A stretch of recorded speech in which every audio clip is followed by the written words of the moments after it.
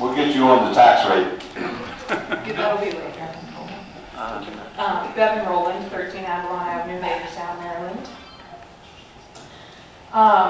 It seems to me that a moment like this would be the perfect time to say, I told you so. But I didn't come here to gloat. I came here more in outrage for the people of Front Royal over the blindness and the ineptitude and most especially the arrogance of their elected officials. Sadly, I am not at all surprised by recent revelations about the actions of the EDA board and former director, nor by the public admission of Curt Tran that ITFederal doesn't have and never had millions of dollars in federal contracts. After all, if you'll remember, I was sounding alarm bells over 2 years ago, and I wish you had listened to me. Former Councilman Herbeck and Connolly, I hope you're hearing this as well. I wish you had listened to me. Over 2 years ago, I sent an email to all my fellow councilmen and the mayor expressing my confusion about ITFederal. I included evidence from usaspending.gov showing that no company named ITFederal held any government contracts, much less millions of dollars in federal contracts. I expressed my concern about the fact that Jennifer McDonald at a public meeting gave us the false information that an EB-5 visa is merely an educational visa. As anyone can find out in 5 seconds with a simple Google search, an EB-5 visa is a permanent residency green card. I even asked you to consider how odd it was that $1 million IT company in the 21st century allegedly didn't have a website. I begged you to at least take a step back and make sure everything was on the up and up with ITFederal, and I believe I only got one response to my email, which was from Councilman John Connolly, and it read, "Don't email me about this again." Since the council was unwilling to acknowledge any of the suspicious circumstances I brought up, I suggested we send a letter to Congressman Goodlatte, who was credited as having brought ITFederal to our community, so that he could reassure us that ITFederal was indeed a reputable company with millions of dollars in federal contracts and the ability, as promised, to provide Front Royal with hundreds of good-paying tech jobs. Excuse me. Not a single member of council was willing to sign the letter. Instead, you passed a resolution in support of the EDA and ITFederal, which stated that since Jennifer McDonald assured us that she had seen $140 million worth of contracts, that we believed her and we were sure that ITFederal would make good on all its promises. I asked former Councilman Herbeck to now publicly explain that to the people of Front Royal. I won't even bring up the debacle that is the supposed workforce housing project. I wish you had listened to me on that also. But let's talk for a second about the police department. I said it until I was blue in the face. We are spending too much money on a police department for a town our size. Again, the facts were misrepresented to us by Jennifer McDonald.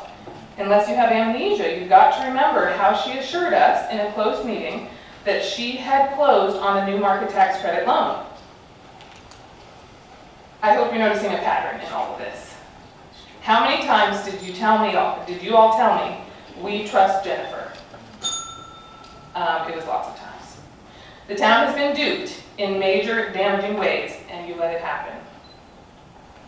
The main reason I'm here tonight is to implore you to recognize your grave errors, publicly admit them, and work to bring about solutions to the problems that have been created by those errors. For some of you, the best possible thing you could do now to help the community is to leave public office and let those who are more capable try to lift our town out of the hole that you've played a major part in creating. For others, especially Councilman Thompson, if I could offer a few words of advice, don't let these people intimidate you or try to silence you. If you have questions or if you feel in your gut that something isn't adding up, don't stop until you get those questions answered. My one regret from my time on council is that I wasn't more vocal. In the deepest way, I was trying to do what was best for my beloved hometown. So when men who had been around a lot longer than me told me to be quiet, told me that I was creating negative press, told me that I was creating problems and not solving them, I took those words to heart, and sometimes I really questioned myself. Should I just shut up? Surely the EDA knows what it's doing. Surely the county wouldn't do anything that would intentionally harm the town. But my advice to you is don't shut up. Be respectful and be humble, but don't stop speaking up for our town and the wonderful citizens in our town. One thing I am grateful for tonight is that the town of Front Royal has truly wonderful staff members. If it had not been for Joe Waltz and most especially BJ Wilson, you all might still be drinking the EDA's Kool-Aid and burying your heads in the sand. Thank you. Thank you, Madam.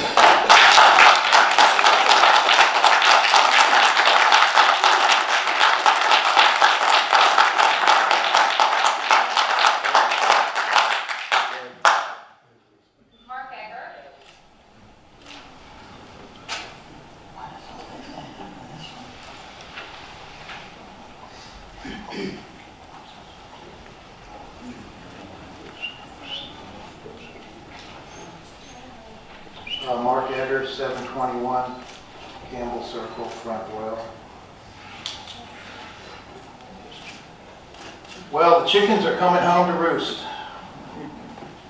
Please note that these comments do not apply to the 3 newest members of this council, but they do apply to the other 4, Mr. Seelock, Mr. Tewalt, Mr. Tharp, and Mr. Meza, as well as former members Mr. Herbig, Mr. Connolly, Mr. Dard, and Mr. Morrison. My daughter Bébhinn, when she was on this council, asked the necessary questions in order to bring out the truth. And you all were either completely disinterested in the truth or actively tried to impede her in exposing the truth. And 2 former members actually publicly berated her from this council dais. This council needs to apologize to Bébhinn. At the October 24, 2016 and November 14, 2016 council meetings, Bébhinn asked questions about the ITFederal project and the so-called workforce housing project, respectively, and was answered by the executive director of the EDA, Jennifer McDonald, with a slew of lies. And none of the town council was interested in getting the truth. John Connolly's shameless arrogance towards Bébhinn knows no bounds. At the May 8th and May 22nd, 2017 council meetings, he accused her of grandstanding, airing personal grievances, having a personal vendetta, unprofessional behavior, disrespecting public officials, disgraceful behavior, and publicly shaming people.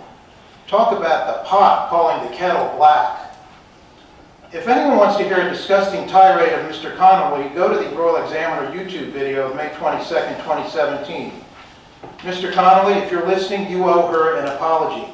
At the November 28, 2016 council meeting, Brett Herbig, in disparaging remarks directed towards Bébhinn for daring to ask questions, said, quote, "It seems that ITFederal, the owner, specifically Mr. Curt Tran, has become highly offended by the hostility that he feels directed towards him and the accusations that have been made in his direction," end quote. He went on to further express complete confidence in Jennifer McDonald and the EDA, saying, quote, "I don't believe that there are any backroom deals or shenanigans going on that will cause harm to our community and this town," end quote. At the December 12, 2016 council meeting, Mr. Herbig stated that the EDA had seen factual evidence of award letters of substantial federal contracts to ITFederal, even though there was absolutely no proof that this was true. And the rest of the town council, in a 5-to-1 vote, without any evidence given, approved a resolution stating this in support of ITFederal. Bébhinn was the sole negative vote. Mr. Herbig, you owe her an apology.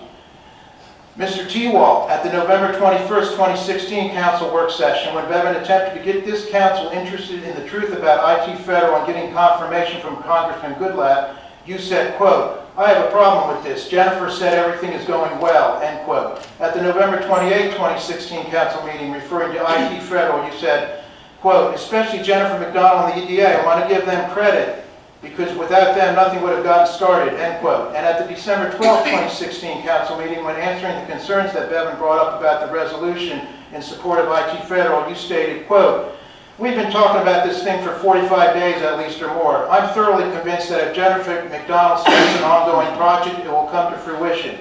And it's no sense in us continuing to talk about it or talking about the owner or whoever because it's not our problem. This belongs to the EDA and I'm tired of hearing about it," end quote.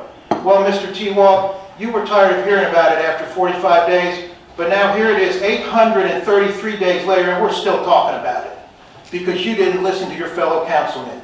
You owe her an apology. Mr. Seelock, you sat there like a mute statue during the May 8th and May 22nd, 2017 council meetings when Bébhinn was asking questions in an attempt to get to the truth about the so-called workforce housing project. You could have opened your mouth since you were on the EDA board when all the shady deals of both the so-called workforce housing and ITFederal projects were approved by the EDA. The people would like you to start opening your mouth and tell us what went on during your years on the EDA board. You owe her an apology.